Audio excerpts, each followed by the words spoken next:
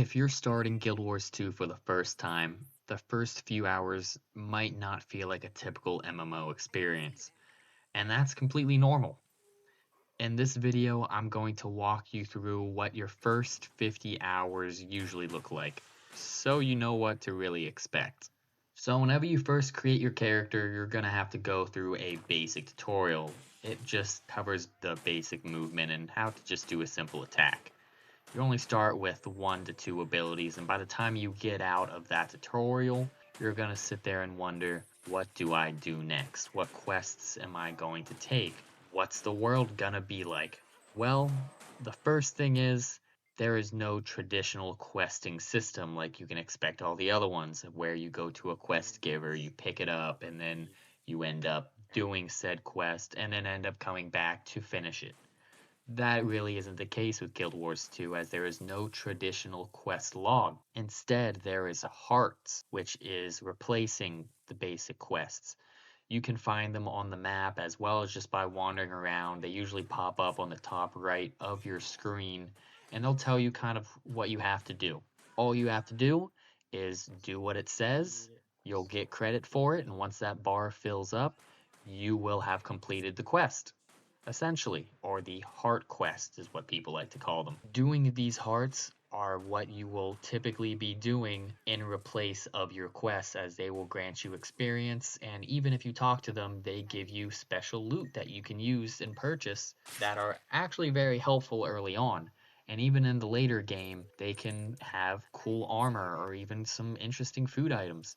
On top of the heart quests, you will find something called dynamic events. These are just events that will show up on your map and will show up in front of you and show up on the right side of your screen saying, hey, we have something going on, why don't you help? And they are a good source of experience, but also a good way to break up the monotony of doing these hard quests. They're a great way to really spend time, and each one is pretty dynamic and individualistic depending on whichever zone you're doing and at. So, because of this, exploration is highly encouraged. It's good for you to just wander around the map. You'll end up finding little things for you to do, whether it's finding a viewpoint in which looks cool to look at, or a vista, which all that does is show you the surrounding area in a cinematic type view. Exploration is highly encouraged, and you will travel around a map and you'll find at least something to do in each area, as typically these heart quests or these dynamic events are all over the place. So it highly encourages exploration and for you to just see what the map or even the game is about. Now, combat is also very simple early on. The game does not want to bog you with too much information, as it knows that you are still learning. But it is very simple, and as you are leveling up and progressing as your character, you will start to unlock things in which will finally start to understand as you play your character and figure out how you want to play. So it's very simple early on. Now, as you are leveling, systems are going to start unlocking for you with each level, whether it is you understanding how important it is to dodge, or unlocking some new traits for your character in which you're going to start playing around with just to figure out what fits you and your playstyle the best. Or even whenever you're playing, you're going to start getting boons or conditions. They are going to be the backbone of your buffs and your debuffs. Now, this is usually where the game starts to feel more like itself, as you really begin to play your character and understand what you want them to do or what you want them to be, and you start learning the game in itself. And this early on, you're going to start unlocking dungeons for you to do. Great source of experience and a great way to experience the story of the game itself. Most of them don't have any overarching story that ties to the main game, but it is nice little side stories that bring the world more to life and gets you more attached to the world itself. On top of making the world feel alive, I know how I said there is no traditional quests, and there aren't, but you have something called a personal story. These stories that your character will play along with, as you being the main character in it, will bring you to be more attached to your character and the world inside of it. The personal story is what follows the entire game from each expansion to the very, very last. The game itself prioritizes you and your character as being the chosen one or the one who is going to solve all of the world's issues. It's the game's main way of telling the story with you being in the center of it. So there is no traditional quest system, but there is a story for you to follow along with. And it is very intriguing. You can end up skipping it all entirely if you would like, but it is a good way to keep yourself more grounded and attached to your character, and it will follow along with you throughout the course of your entire game.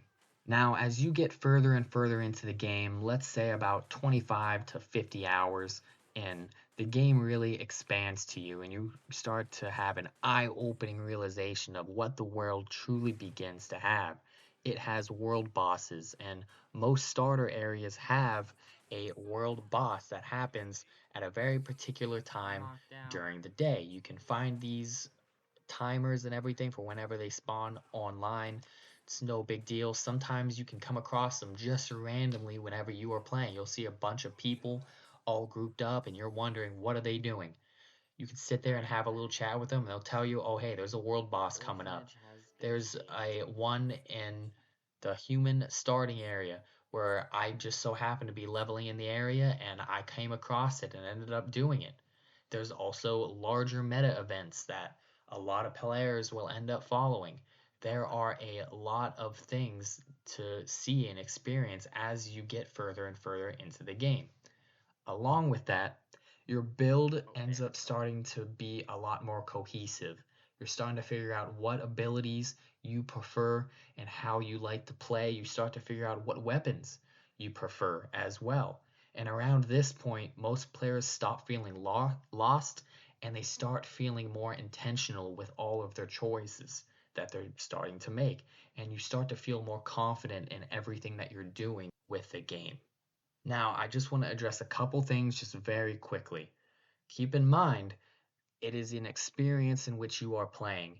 You do not need to rush to level 80. There is a lot of zones for you to explore. You do not have to rush. It is no big deal. Take your time and play the game your way. If you want to sit there and run around exploring, go ahead. If you want to spend some time doing dungeons, please do that. The game is not trying to rush you to the end game. Part of what makes this game good is you going at your own pace. And I have talked to a lot of people, and they said whenever I was just trying to rush and level up as fast as I could, doing what everyone said, how to get to 80 quickly, I was not having as much fun. But whenever I stopped and took the time to do whatever I wanted, they had a lot better of a time because there's no real rush to try to get to the max level. I'd also like to address you don't need a perfect build. You really don't. Some people, whenever it comes to later on in the game, whenever you're max level, they might ask for, hey, are you this? Are you that? Don't worry about that, especially early on. You're trying to figure out the game. Just play around, figure out what works for you and what you like the most. That's really what is more important. It's more about the fun that you are having and the journey the game is bringing you along. And I'd also like to address that this game isn't shallow. There are layers to this game. It just takes a while to shed each one of those layers and to inform you of each one. And lastly, I just want to say it's okay if everything in the game doesn't click. A lot of things take some time. No one's perfect on the first try if they're a brain surgeon. Everyone takes a little bit of practice. If you're studying for a test, you might have to study a couple times before it truly clicks in your brain. With this game, it is the same thing. It's no big deal if you're trying to understand the game and it's just like, oh man, I just don't understand this. It's okay because in time, you will. Guild Wars 2 isn't designed to overwhelm you in the first few hours.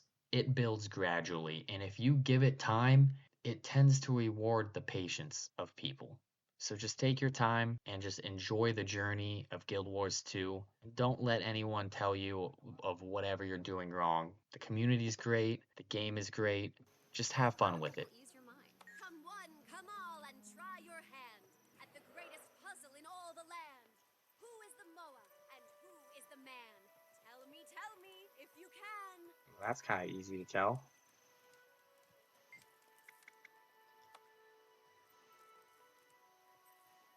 I really had them highlighted.